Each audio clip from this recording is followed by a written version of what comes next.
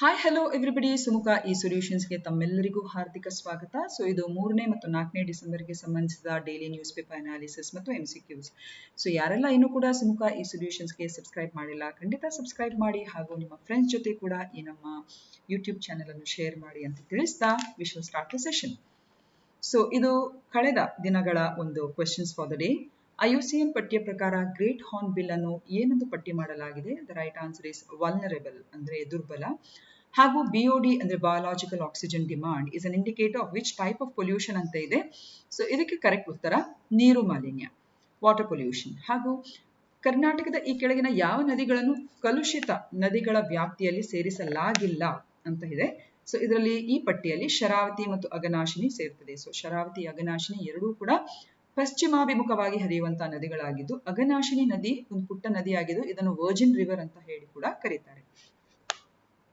So ಇವತ್ತಿನ ಪ್ರಶ್ನೆ ಹೀಗಿದೆ: ಅಂತರ್ರಾಜ್ಯ ಜಲ ವಿವಾದಗಳ ತೀರ್ಪನ್ನು ಸಂವಿಧಾನದ ಯಾವ ವಿಧಿಯು ಒದಗಿಸುತ್ತದೆ ಅಂತ ಇದೆ. So here the right answer is option B, that is 262ನೇ ವಿಧಿ. ಅಂದ್ರೆ ಇದರ ಅರ್ಥ ಅಂತರ್ರಾಜ್ಯಗಳಿಗೆ ಸಂಬಂಧಿಸಿದ ನೀರಿನ ವಿವಾದಗಳು ಕೈಗೊಂಡಲ್ಲಿ ಸಂವಿಧಾನ ಯಾವ ಒಂದು ವ್ಯವಸ್ಥೆಗೆ ಸಂಬಂಧಿಸಿದ ಹಾಗೆ ಇದು ಅನುವು ಮಾಡಿಕೊಡ್ತದೆ. ಸೊ ಹಾಗಾಗಿ ಇದರ ಆರ್ಟಿಕಲ್ 262 ಪ್ರಕಾರ ಒಂದು ಪ್ರೊವಿಷನ್ ಇದೆ. ಏನಂತ ಹೇಳಿದ್ರೆ, ಪಾರ್ಲಿಮೆಂಟ್ ಅಥವಾ ಸಂಸತ್ತು ಈ ಒಂದು ವಿಧಿಯ ಅನ್ವಯ ಕಾಯ್ದೆ ಕಾನೂನುಗಳನ್ನು ಅಂದ್ರೆ ಅಂತಾರಾಜ್ಯ ನದಿ ವಿವಾದಗಳನ್ನು ಬಗೆಹರಿಸಲಿಕ್ಕೆ ಸಂಬಂಧಿಸಿದಾಗಿ ಕಾಯ್ದೆ ಕಾನೂನುಗಳನ್ನು ರಚಿಸಬಹುದು ಅಂತ ಹೇಳಿಬಿಟ್ಟು. ಸೊ ಈ ಸಂಬಂಧವಾಗಿ ಪಾರ್ಲಿಮೆಂಟ್ ಎರಡು ರೀತಿಯ ಕಾಯ್ದೆಗಳನ್ನು ರಚಿಸಿದೆ. ಒಂದು ನದಿ ಮಂಡಳಿ ಕಾಯ್ದೆ 1956 ಹಾಗೂ ಅಂತಾರಾಜ್ಯ ನದಿ ವಿವಾದ ಕಾಯ್ದೆ 1956.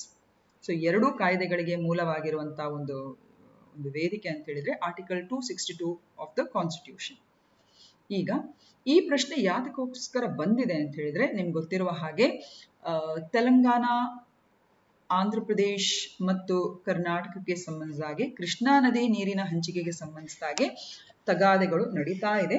ಸೊ ಈ ನಿಟ್ಟಿನಲ್ಲಿ ಈ ಮೂರು ರಾಜ್ಯಗಳು ಅಂದ್ರೆ ತೆಲಂಗಾಣ ಮತ್ತು ಆಂಧ್ರ ಪ್ರದೇಶ್ ಸುಪ್ರೀಂ ಕೋರ್ಟ್ಗೆ 29 ನವೆಂಬರ್ಗೆ ಒಂದು ಸಬ್ಮಿಟ್ ಮಾಡಿದೆ ಇನ್ಫಾರ್ಮೇಶನ್. ಏನಂತ ಹೇಳಿದ್ರೆ, ಕರ್ನಾಟಕ ಈ ಎರಡೂ ರಾಜ್ಯಗಳು ಸರಿಯಾದ ರೀತಿಯ ನೀರು ಹಂಚಿಕೆ ಮಾಡ್ತಾ ಇಲ್ಲ ಹಾಗೂ ಕೃಷ್ಣಾ ನದಿ ನದಿ ಬಹಳಷ್ಟು ಪೋಲ್ ಆಗ್ತಾ ಇದೆ ಅಂತ ಹೇಳುವಂತಹ ಒಂದು ಆರ್ಗ್ಯುಮೆಂಟ್ಗೆ ಸಂಬಂಧಿಸಿದಾಗೆ ಎಷ್ಟು ಪೋಲ್ ಆಗ್ತದೆ, ಏನಾಗ್ತಾ ಇದೆ ಅಂತ ಹೇಳುವ ಮಾಹಿತಿಯನ್ನು ಕರ್ನಾಟಕದಿಂದ ಕೇಳಿದ್ರು. ಆದ್ರೆ ಕರ್ನಾಟಕ ಈ ಬಗ್ಗೆ ಇನ್ನೂ ಕೂಡ ಯಾವುದೇ ರೀತಿಯ ಮಾಹಿತಿಯನ್ನು ಕೊಟ್ಟಿಲ್ಲ ಅಂತ ಹೇಳುವಂತ ವಿಷಯ ಹಿಂದೂ ದಿನಪತ್ರಿಕೆಯಲ್ಲಿ ಬಂದಿತ್ತು.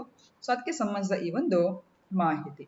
ಸೊ ಈಗ ಕೃಷ್ಣಾ ನದಿ ನೀರಿಗೆ ಸಂಬಂಧಿಸಿದ ಕೆಲ ವಿಷಯಗಳನ್ನು ತಿಳ್ಕೊಂಡ್ಬಿಡುವ. ಬೇಸಿಕಲಿ ಈ ನದಿ ಪೂರ್ವಾಭಿಮುಖವಾಗಿ ಹರಿಯುವಂತಹ ನದಿಯಾಗಿದ್ದು ಮಹಾರಾಷ್ಟ್ರದ ಮಹಾಬಲೇಶ್ವರಲ್ಲಿ ಹುಟ್ಟಿ ಅನಂತರ ಬೇ ಆಫ್ ಬೆಂಗಾಲ್ ಅಥವಾ ಬಂಗಾಳ ಕೊಲ್ಲಿಯನ್ನು ಸೇರುವಂತಹ ಒಂದು ದೀರ್ಘ ನದಿ. ಹಾಗೂ ಇದು ಮಹಾರಾಷ್ಟ್ರ, ಕರ್ನಾಟಕ, ತೆಲಂಗಾಣ ಮತ್ತು ಆಂಧ್ರ ಪ್ರದೇಶಗಳ ಮೂಲಕ ಇದು ಹರಿಯುವಂತಹ ನದಿ. ಸೊ ಹಾಗೂ ಕೃಷ್ಣಾ ನದಿ ಜಲ ವಿವಾದಕ್ಕೆ ಸಂಬಂಧಿಸಿದ ಒಂದು ಟ್ರಿಬ್ಯುನಲ್ ಅನ್ನು ಕೂಡ RS ಬಚಾವತ್ ಅವರ ನೇತೃತ್ವದಲ್ಲಿ 1969ರಲ್ಲಿ ರಚನೆ ಮಾಡಿದ್ರು. ಸೊ ಹಾಗಾಗಿ ಅಂತಾರಾಜ್ಯ ನದಿ ನೀರು ವಿವಾದಗಳ ಕಾಯ್ದೆ 1956 ಅನ್ವಯ ಇದು KWTT ಅನ್ನುವುದು first ever tribunal for a river dispute. So ಈ ಒಂದು ಟ್ರಿಬ್ಯುನಲ್ ಅನ್ವಯ ಕರ್ನಾಟಕ, ಮಹಾರಾಷ್ಟ್ರ ಮತ್ತು ಅಂದಿನ ಆಂಧ್ರ ಪ್ರದೇಶ, ತೆಲಂಗಾಣದ ಮೂಲಕ ಈ ಕೃಷ್ಣಾ ರಿವರ್ ವಾಟರ್ ಹಂಚಿಕೆಗೆ ಸಂಬಂಧಿಸಿದ ವಿವಾದಗಳನ್ನು ಇಲ್ಲಿ ಬಗೆಹರಿಸುವಂಥದ್ದು.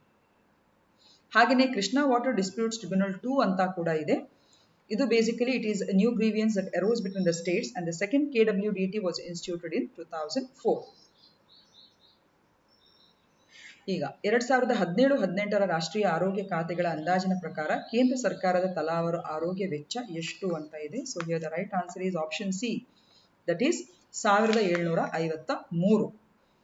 ಸೊ 1753 ಅಂತ ಹೇಳುವಂತ ಈ ಒಂದು ನಮ್ಮ ಗವರ್ಮೆಂಟ್ ಹೆಲ್ತ್ ಎಕ್ಸ್ಪೆಂಡಿಚರ್ ಇದೆಯಲ್ಲ, ಅದು 2013-14ರಲ್ಲಿ 1042 ಇದ್ರೆ ಇನ್ 2017-18 ಇನ್ ಪರ್ ಕ್ಯಾಪಿಟಾ ಟರ್ಮ್ಸ್ ನೋಡಿದ್ರೆ ಇಟ್ ಈಸ್ 1753. ಅಂದ್ರೆ ಇದು ಏನನ್ನು ಸೂಚಿಸ್ತದೆ ಅಂತ ಹೇಳಿದ್ರೆ, ಬಹಳಷ್ಟು ಅಂದ್ರೆ ಈಗ ಈ ವರ್ಷಗಳಲ್ಲಿ ರಾಷ್ಟ್ರೀಯ ಅಂದ್ರೆ ಪ್ರಜೆಗಳ ಆರೋಗ್ಯಕ್ಕೆ ಸಂಬಂಧಿಸಿದಾಗೆ ಬಹಳಷ್ಟು ಒಂದು ವೆಚ್ಚ ಹೆಚ್ಚಾಗಿದೆ ಅಂತ ಹೇಳುವಂಥದ್ದು. ಹಾಗೂ ಇದರ ಒಂದು ವ್ಯತಿರಿಕ್ತವಾದಂತಹ ಮಾಹಿತಿ ನೋಡಿದ್ರೆ ನೋಡಿ, out of pocket expenditure as a share of the total expenditure has come down as per the findings of the National Health Accounts estimates for India for 2017 and 18.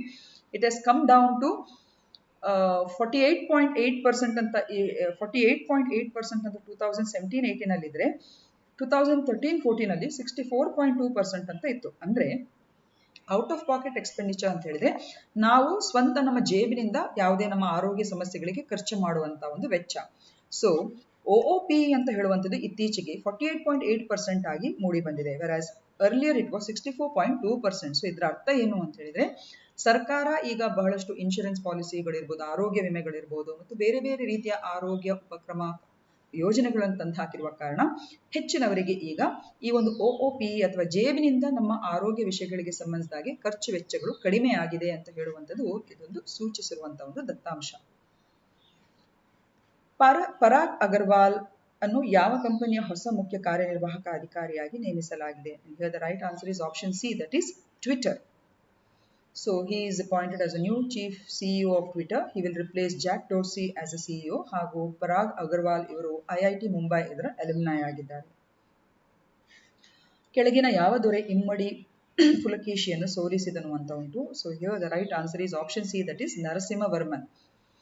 So ಈ ಪ್ರಶ್ನೆ ಯಾತಕ್ಕೋಸ್ಕರ ಬಂದಿದೆ ಅಂತ ಹೇಳಿ ನಾವು ಫಸ್ಟ್ ಡಿಸ್ಕಸ್ ಮಾಡುವ. ಯಾಕಂದರೆ ಹಲವಾರು ನಮ್ಮ ಕನ್ನಡ ಆಕ್ಟಿವಿಸ್ಟ್ಗಳು, ಪೊಲಿಟಿಷಿಯನ್ಸ್ಗಳು, ಸ್ಯಾಂಡಲ್ವುಡ್ ಆಕ್ಟರ್ಸ್ಗಳು ಹಾಗೂ ಇತ್ತೀಚೆಗೆ ನಮ್ಮ ಅಪೋಸಿಷನ್ ಲೀಡರ್ ಆಗಿರುವಂಥ ಸಿದ್ದರಾಮಯ್ಯ ಅವರು ಕೂಡ ಚಾಲುಕ್ಯ ದೊರೆ ಪುಲಕೇಶಿಯವರ ಪುಲಕೇಶಿ ಅವರ ಪುತ್ಥಳಿಯನ್ನು ವಿಧಾನಸೌಧದಲ್ಲಿ ಅದನ್ನು ಇನ್ಸ್ಟಾಲ್ ಮಾಡಬೇಕು ಅಂತ ಹೇಳಿ ಒಂದು ಪ್ರೋಗ್ರೆಸಿವ್ ಆಗಿರುವಂಥ ಒಂದು ಥಾಟ್ ಅನ್ನು ಕೊಟ್ಟಿದ್ದಾರೆ.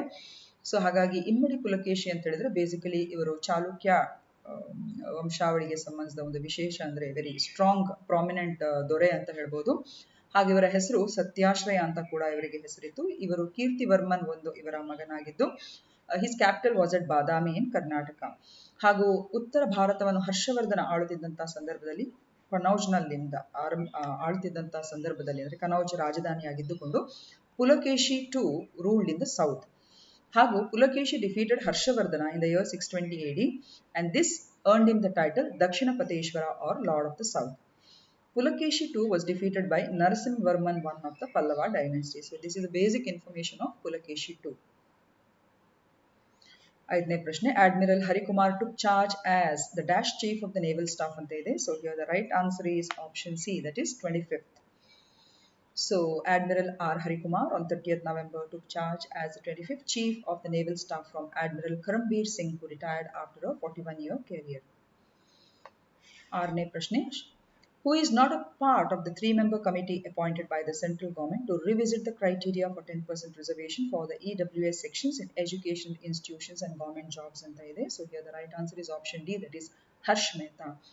So 103 ನಮ್ಮ ಸಂವಿಧಾನದ ತಿದ್ದುಪಡಿ ಕಾಯ್ದೆ 2019 ಇದು 10% EWS ಕೋಟಾವನ್ನು ಅದು ಇಂಟ್ರೊಡ್ಯೂಸ್ ಮಾಡಿತ್ತು.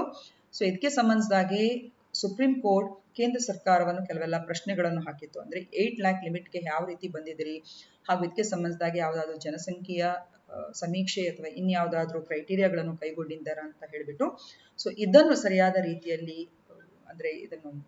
ರೀತಿಯಲ್ಲಿ ಪರಿಶೀಲಿಸಲಿಕ್ಕೆ ಸಾಮಾಜಿಕ ನ್ಯಾಯ ಮತ್ತು ಸಬಲೀಕರಣ ಇಲಾಖೆ ಏನಿದೆ, ಸಚಿವಾಲಯ ಏನಿದೆ, 3 ಸದಸ್ಯರ ಒಂದು ಸಮಿತಿಯನ್ನು ಅದು ಅಪಾಯಿಂಟ್ ಮಾಡಿದೆ. ಮುಖ್ಯವಾಗಿ to revisit the criteria of 10% reservation for the EWS in educational institutions and government jobs after a rap from the supreme court. Supreme ಕೋರ್ಟ್ನ ಈ ಒಂದು ನಿರ್ದೇಶನ ಹಾಗೂ ಪ್ರಶ್ನಾವಳಿ ಆಧಾರದಲ್ಲಿ ಈ ಒಂದು ಕಮಿಟಿಯನ್ನು ಇದಕ್ಕೆ ಪೂರಕವಾಗಿರುವಂತಹ ಒಂದು ಸಮಜಾಯಿಷಿಕೆಯನ್ನು ಕೊಡಲಿಕ್ಕೆ ಅವರು ಕಾನ್ಸ್ಟಿಟ್ಯೂಟ್ ಮಾಡಿದ್ದಾರೆ. ಸೊ ಈ ಪ್ಯಾನೆಲ್ ನಲ್ಲಿ former finance secretary Ajay Bhushan Pandey, ಹಾಗೆಯೇ ICSSR ಇದರ VK ಮಲ್ಹೋತ್ರಾ ಇದರ ಮೆಂಬರ್ ಸೆಕ್ರೆಟರಿ, ಹಾಗೂ principal economic adviser to the government of India Sanjeev Sanyal ಅವರು ಇರ್ತಾರೆ. ಸೊ ಇವರಿಗೆ 3 ವಾರಗಳ ಒಂದು ಕಾಲಾವಧಿಯನ್ನು ಕೊಟ್ಟಿದ್ದಾರೆ.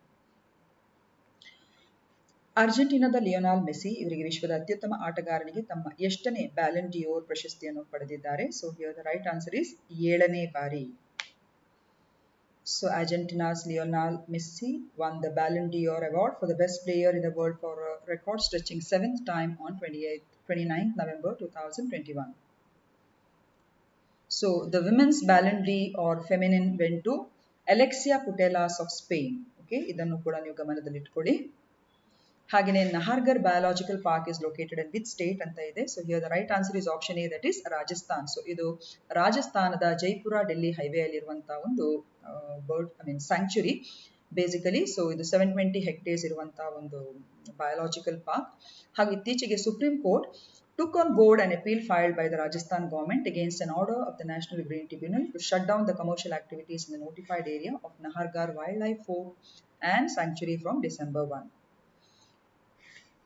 9th, which country has the current presidency in G20 ಅಂತ ಇದೆ. So right answer is option A, that is Indonesia. So ನಿಮಗೆಲ್ಲ ಗೊತ್ತಿದೆ ಈಗಿನ ಪ್ರಸಕ್ತವಾದಂಥ G20 ಅಂತ ಹೇಳುವಂಥ ಈ ಒಂದು ಶೃಂಗಸಭೆ ಅಥವಾ ಇನ್ಫಾರ್ಮಲ್ ಗ್ರೂಪ್ನ ಒಂದು ಪ್ರೆಸಿಡೆನ್ಸಿ ಇದ್ದದ್ದು ರೋಮ್, ಇಟಲಿಯಲ್ಲಿ, ಅಂದರೆ ಇಟಲಿಗೆ ಇತ್ತು. ಆದರೆ ಇತ್ತೀಚೆಗೆ Indonesia took over the G20 presidency on December 1st from Italy.